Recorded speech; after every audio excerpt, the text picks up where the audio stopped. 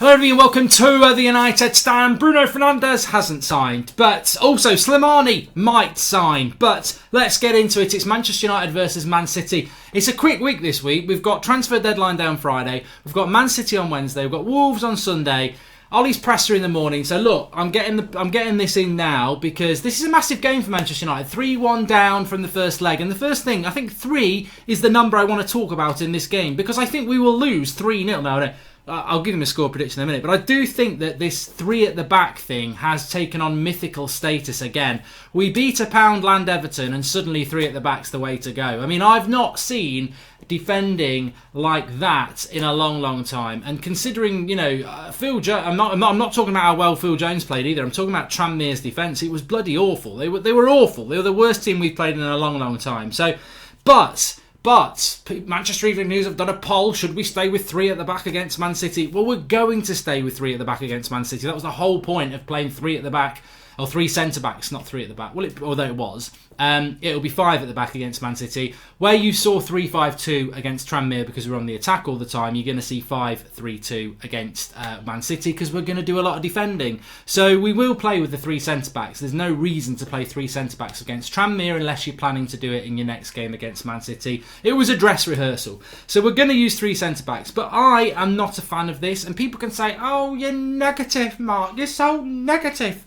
Have a sweet and smile. But no, it's not negative. It's opinion. It's opinion. And I've been very consistent about my feelings about 3 centre-backs. Now, whether it's Chelsea, whether it's Spurs, whether it's us, I don't think it works. I think as an ex-centre-back myself, you play in a pair. You can have 2 strikers against you. You can have 1 against you. You know what you're doing. You play as a 3... and you've got overkill, really. And it's not something that you don't really learn as a centre-back to play in a 3. You learn to play in a 2. So straight away, it's got you trying to do something that you're not that used to. I mean, you remember against... Well, look, I'll give you the advantages, right? The advantages of playing 3 at the back. It worked well in the first half against Liverpool when we drew with them at Old Trafford. And it worked well against Tranmere. It's never worked well again. Sheffield United, absolute disaster. First half against Chelsea in the Cup, absolutely disaster. We changed to a back 4 and we won the game with the penalty and the wonder goal free kick from Marcus Rashford. I think we used it against Partizan Belgrade in Belgrade, funnily enough, and that was a disaster as well. So it's not worked. It doesn't work. And anybody who's saying it works, you're doing it based on a wish.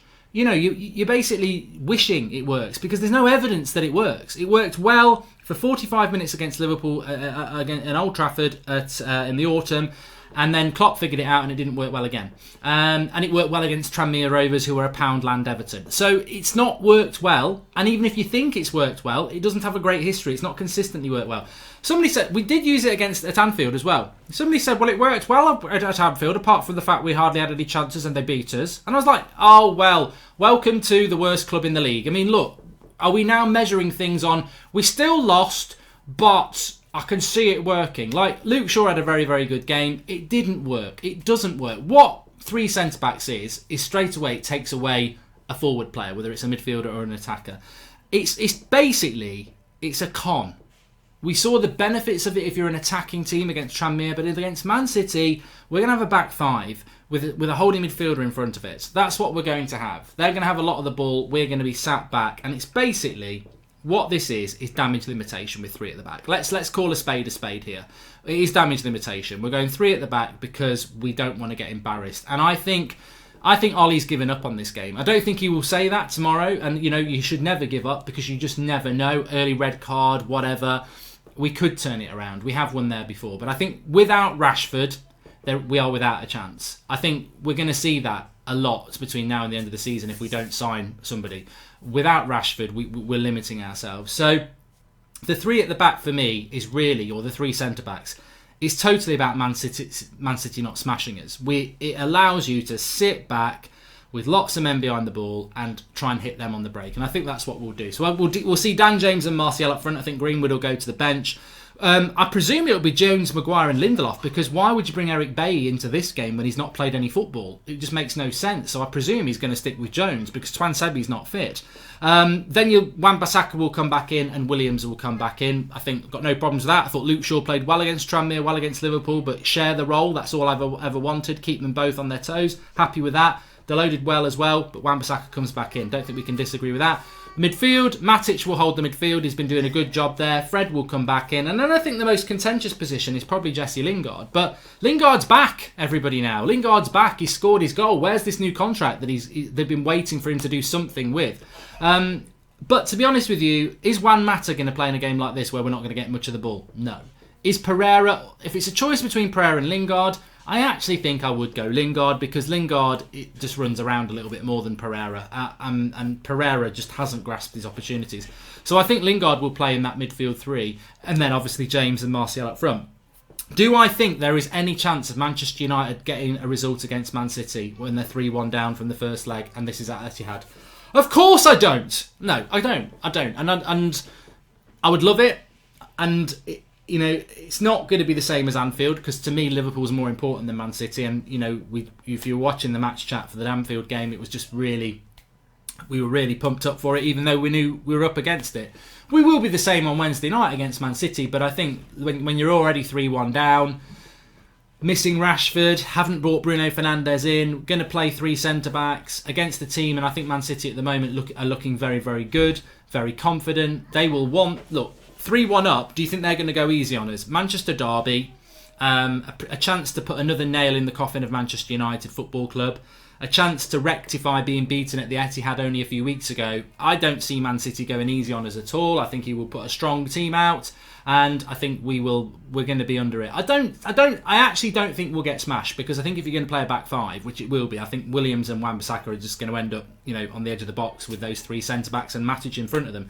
So there's going to be a lot of bodies back. We're not going to be expansive. I think we're going to try and soak up. And I can imagine Man City getting an early goal, and then the heads drop for United, and then it just basically becomes defence against attack. So I think we could lose.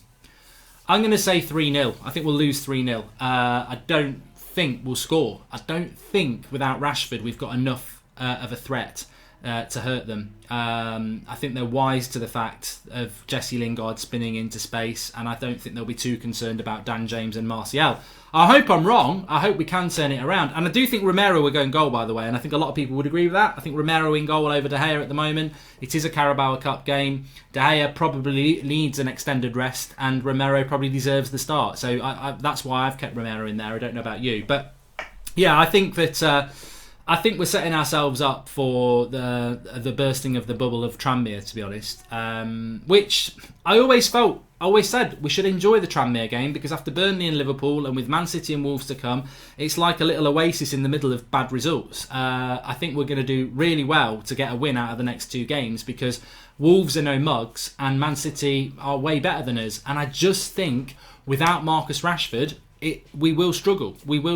I hope these players can step up, but I look at that team on the left, and I think defensively I can see some quality, but from the midfield into the attack, I just don't see enough to hurt teams. I just don't, and I hope I'm going to be really wrong with that. And even if we get Bruno Fernandes in, he's not going to be in for Man City, and I don't think we'll get it quick enough for him to play against Wolves. I think the deadline will be midday on Friday, and I'm not even sure that we'll get it done by then. I'd like to think we've got Bruno Fernandes for the Wolves game, because if we don't, or we don't get him at all, but let's say we don't get him in time for the Wolves game, then where is he? He won't play until the 19th of February, which is our next game after Wolves, which is Chelsea. So I would like to get Bruno Fernandes in for the Wolves game, and I think that would enhance our chances. But it's going to be a tough week. I think realism is real, isn't it? So let's see what's going to happen with it. But yeah, I think it's going to be a tough game on Wednesday. I really, that would be. And it's not quite PSG, but it's not far off. I think that's the challenge. I think to go to Man City when you're 3-1 down and get a result with the injuries and lack of players we've got, no McTominay, no Pogba, no Rashford, we haven't brought any players in. I just think it's almost mission impossible. And I think what it is operation limitation. I think that's why he's going to go with 3 at centre-backs. Anyway, give us your thoughts on that. 3 centre-backs, how this game's going to go. And of course, 8 o'clock tonight, we're live with a call-in as well, and the latest updates on what's going on with United. But there it is, your quick Man City versus Manchester United preview. Smash a like on the video and subscribe if you're new.